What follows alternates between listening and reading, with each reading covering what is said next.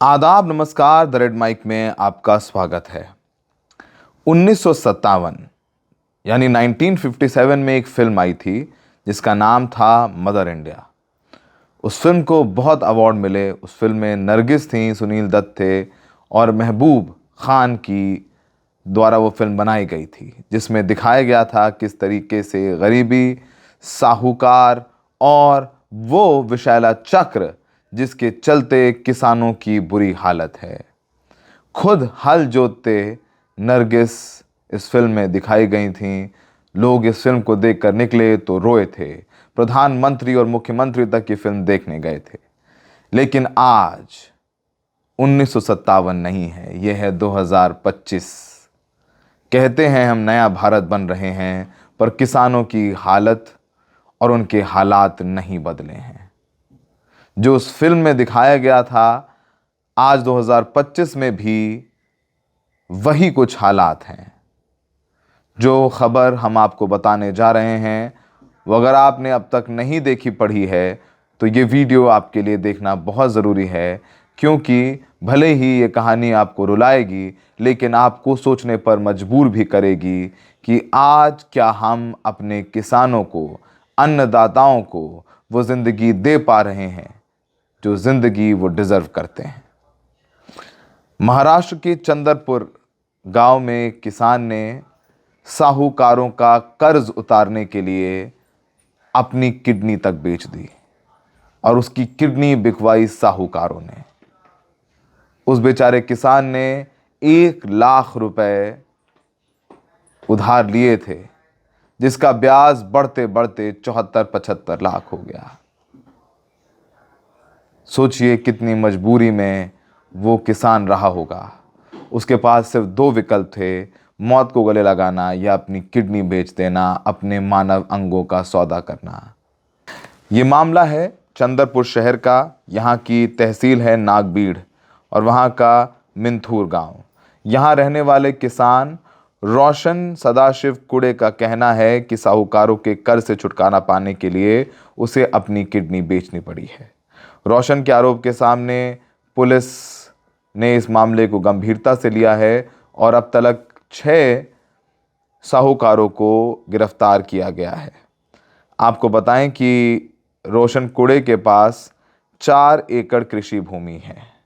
इस ज़मीन में उसका और उसका परिवार अपना गुजारा चलाता है, लेकिन प्राकृतिक आपदाओं के चलते, बारिश कम होने के चलते, ख़राब फसल हुई, खेती में घाटे के चलते रोशन ने सोचा कि कुछ डाइवर्सिफाई किया जाए। तो उसने अपनी हालत सुधारने के लिए डेयरी फार्मिंग करने का फ़ैसला लिया, यानी जो गाय वगैरह पाल करके, दुग्ध उत्पादन करके, दही और वगैरह वगैरह जो डेयरी के काम होते हैं, वो काम करने की कोशिश की।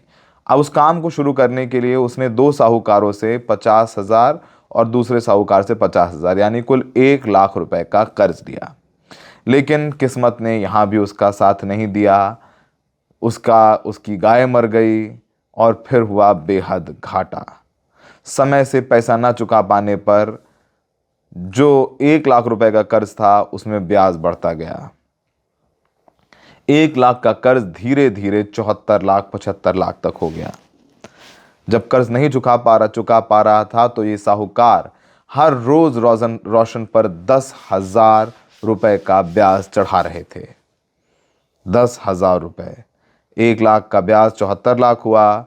साहूकार लगातार घर आने लगे। उसके माँ बाप, उसकी बीवी के सामने उसको बेइज्जत करने लग गए, दबाव डालने लग गए। पहले तो रोशन ने कर्ज चुकाने के लिए अपना 2 एकड़ खेत बेचा, तब भी कर्ज नहीं चुका। फिर उसने अपना ट्रैक्टर बेचा, फिर भी कर्ज नहीं चुका। उसके ऊपर साहूकारों का दबाव बढ़ता गया। रोशन का आरोप है कि एक साहूकार ने ही उसे कहा कि अब तुम कर्ज नहीं चुका पा रहे हो तो अपनी किडनी बेच दो। रोशन के पास कोई चारा नहीं था, तो उसी साहूकार ने उसे एक किडनी रैकेट के लोगों से मिलवाया। पहले उसको कलकत्ता ले जाया गया, जहां उसकी मेडिकल जांच हुई। कलकत्ता से कंबोडिया ले जाया गया और कंबोडिया में उसका ऑपरेशन हुआ और उसकी एक किडनी निकाल ली गई। और पता है आपको उसकी किडनी की कीमत मात्र और मात्र 8 लाख रुपए। 8 लाख रुपए में रोशन ने अपनी किडनी बेची, लेकिन कर्ज का पहाड़ इतना ऊंचा था कि ये 8 लाख रुपए भी उस पहाड़ के सामने कुछ भी नहीं। फिर भी कर्ज का दबाव उस पर बढ़ता गया। बेहद खराब आर्थिक हालत और एक किडनी निकल जाने के बाद शारीरिक हालत भी खराब हो गई। फिर किसी तरह हिम्मत जुटा करके जब कोई चारा नहीं बिका, ज़मीन बिकी, ट्रैक्टर बिका, किडनी तक बिक गई, तो फिर रोशन पुलिस थाने गया। पुलिस थाने में जाकर के उसने केस दर्ज कराया और अपनी आप बीती पुलिस को सुनाई। कम से कम पुलिस ने इस पूरे मामले में संवेदनशीलता दिखाई और 6 आरोपियों के खिलाफ मामला दर्ज किया गया। आरोपियों में किशोर बावनकुले, मनीष घाटबंधे, लक्ष्मण उरकुडे, प्रदीप बावनकुले, संजय बल्लारपुरे और सत्यवान बोरकर शामिल हैं। इस पूरे मामले में वहाँ के एसपी का भी बयान आया है चंद्रपुर के। उन्होंने कहा है कि पुलिस अधीक्षक सुदर्शन मुक्का जो हैं उनका बयान है। उन्होंने कहा कि रोशन कुड़े ने शिकायत में कहा था कि उसने ब्याज पर पैसे लिए थे उसके बाद में अत्यधिक ब्याज उससे वसूला गया, जिसकी वजह से उसे किडनी बेचनी पड़ी। जांच के बाद बैंक ट्रांजैक्शन से लगातार लेन देन के सबूत मिले हैं। एसपी ने कहा कि फिलहाल साहूकारी को लेकर केस दर्ज किया गया है। किडनी बेचने से जुड़े आरोपों की अलग से जांच की जा रही है। मेडिकल रिपोर्ट, विदेश यात्रा, एजेंट की भूमिका और सर्जरी से जुड़े सभी पहलुओं की गहराई से जांच के बाद इस मामले में अलग से केस दर्ज किया जाएगा। ये भी कहा कि किसान ने कोलकाता में डॉक्टर का विवरण और उस जगह सहित सभी जानकारी दी है जहां उसका मेडिकल हुआ था।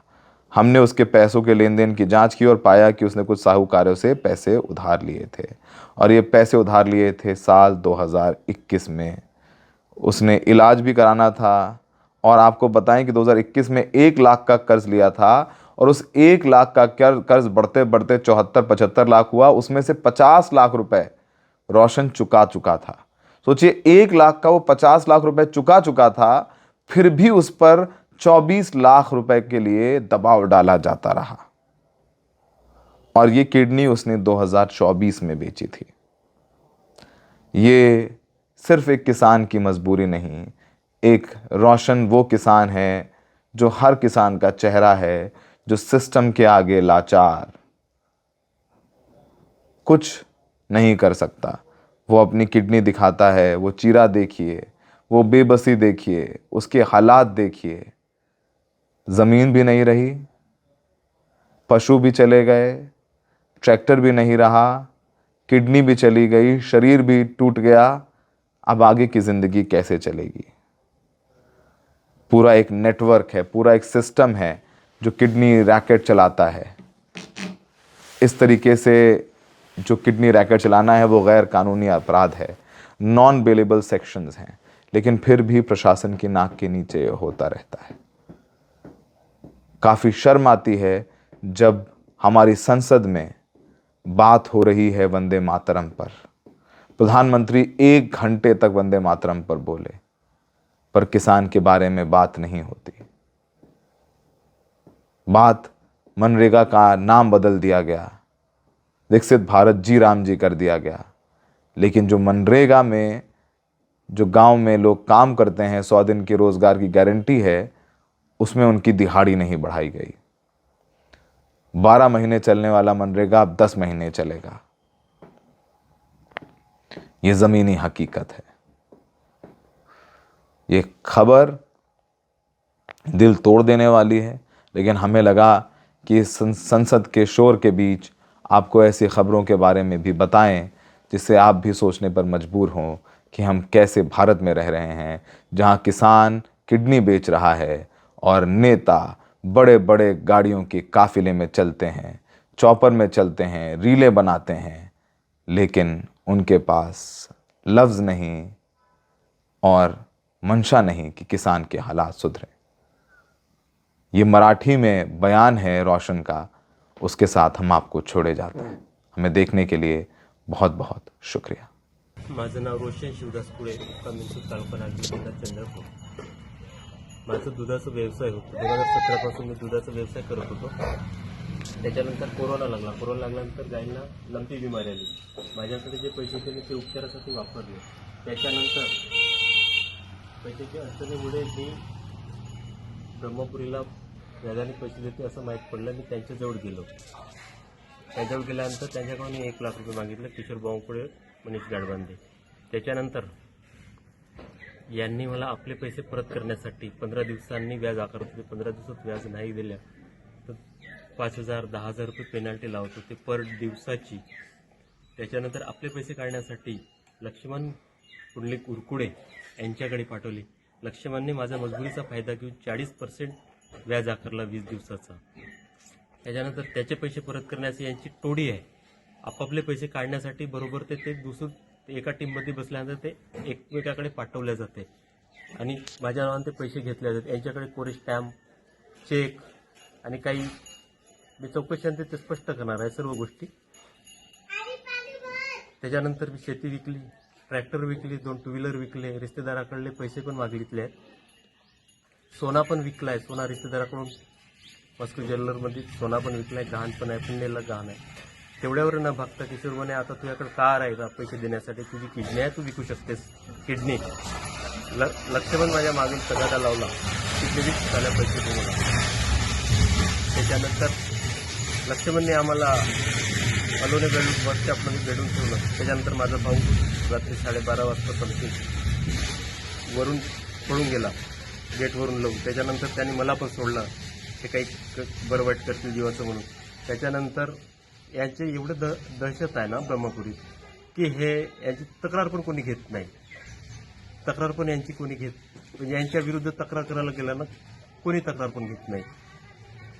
त्याच्यानंतर मी किडनी विकून आलो. 8 लाख रुपयाला किडनी विकली. त्याच्यानंतर यांचे पैसे देण्यासाठी परत मी वेंटिने या देशात गेलो.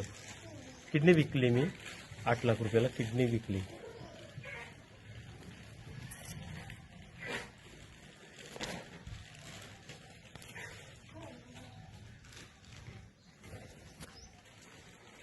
किडनी विकल्यानंतर मी याचे पैसे देण्यासाठी परत मी वेंटेण्याला गेलो जॉबसाठी. का मी याच्यातून थोडे माझा परिवार उभा राहावा याच्यासाठी. यांनी केलेली अशी पिळवणूक भरपूर गंभीर प्रकारची आहे. आज 4 महिने झाला मी न्यायासाठी हिंडतो पण न्याय मिळत नाही. माझी सरकारला एवढीच विनंती आहे की मला न्याय मिळवून द्यावा. माझी गेलेली प्रॉपर्टी मला मिळण्यात यावी.